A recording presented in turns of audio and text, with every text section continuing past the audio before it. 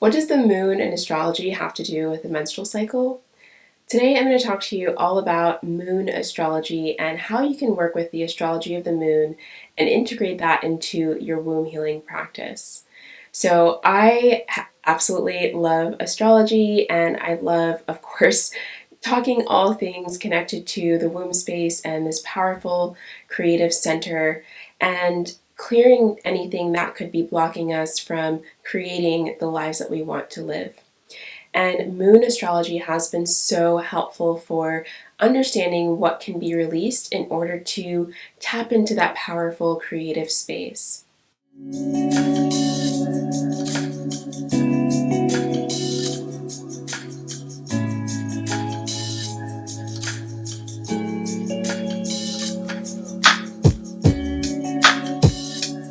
Over the past 4 years or so, I have been working with moon astrology in my own womb healing, and it's been really helpful for understanding the emotions that have been coming up before my cycle starts and when I start bleeding.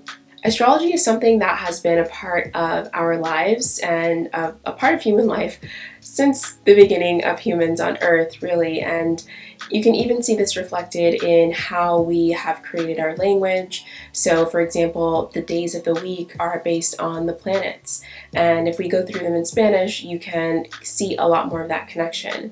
We have lunes, which is Monday or moon day, martes, which is Mars day, miércoles, which is Mercury day, jueves, which is Jupiter day, viernes, which is Venus day, sábado, Saturday, Saturn day, domingo, Sunday. This is just one of the ways that astrology is really woven into our lives and has been woven into our lives for a very long time. We can also see how the planets influence us when we start thinking about things like physical shifts and changes in the body. It's because of the natural cycles of light and dark from the sun and moon that we have hormonal shifts. So when we don't have enough exposure to the sun, we can experience things like diminished bone density, lack of vitamin D, lack of serotonin. So you can see how the sun itself is this life force energy. Energetically, in astrology, sun represents the life force energy.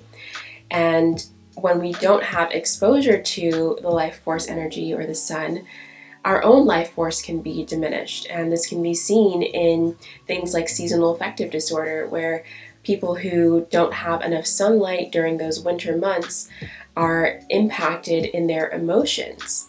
And that's because, again, of that lack of life force energy.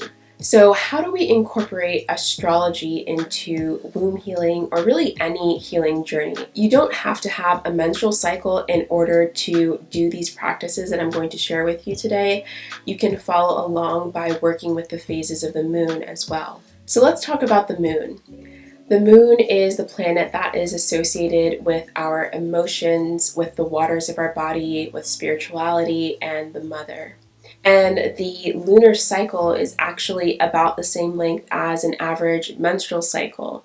So you can see that reflection there between the womb space and the menstrual cycle and the moon. And this tells us that there's a strong connection to the moon that we can work with in order to help ourselves in our own emotional growth and our own healing journey, because when we have stuck emotions, we have stuck energy in the body, and stuck and stagnant energy can also manifest as physical, stuck and stagnant things in our body. So we want to address emotions and energetics in order to also influence and impact our physical stagnation and physical things that could be stuck in the body. So even if you don't have a physical stagnation condition that you are working on, addressing those stuck emotions through connecting to the womb space and connecting to the moon can be really powerful for any healing journey. By working with the moon, we can start to understand the emotions that could be asking to be cleared, released, or processed as we come into a certain particular phase of our cycle or a phase of the moon. If you're enjoying today's video, you can subscribe to the channel, which really helps me to grow and lets me know that you are enjoying this content and to create more of this. So let's move on to what to do with this information. How do you work with this moon energy? To begin, you need to know your inner cycles. The phases of your cycle that you'll be working with are the latter part of the luteal phase, which is going to be about 2 to 3 days before you start bleeding, and then the first couple days of bleeding. So this is going to be the dark moon phase, or the 2 or 3 days before menstruation, and then the new moon phase, which is the first 2 days of menstruation. So this is something that you can work with whether you have a menstrual cycle or not. If you have a menstrual cycle, you'll work with your inner cycles. If you don't have a menstrual cycle, you can work with that dark moon phase or the new moon phase. So looking at that phase of your cycle, if you don't know what phase of your cycle you're in and you want to know, then definitely check out my Cyclical Living Guide. It gives you all the information that you need to know to start tracking your cycle and understanding the phases of your cycle. And that's completely free. You can use the link in the description box below. You can also check out my Cyclical Living video, and that will let you know about how to start incorporating cyclical living into your life.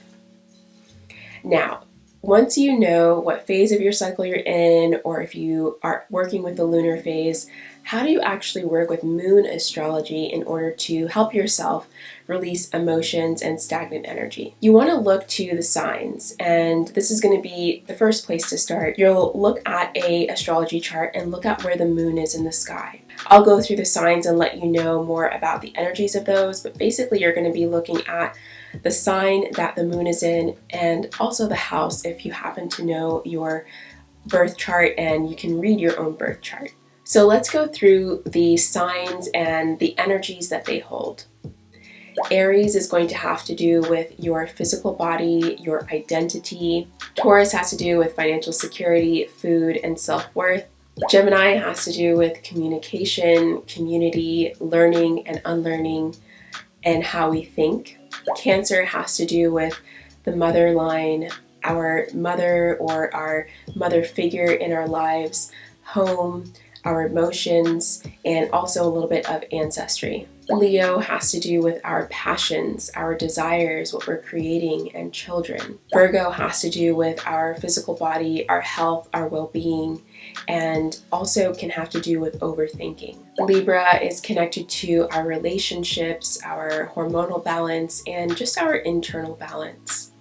Scorpio has a lot to do with our personal power, with past traumas and sexuality.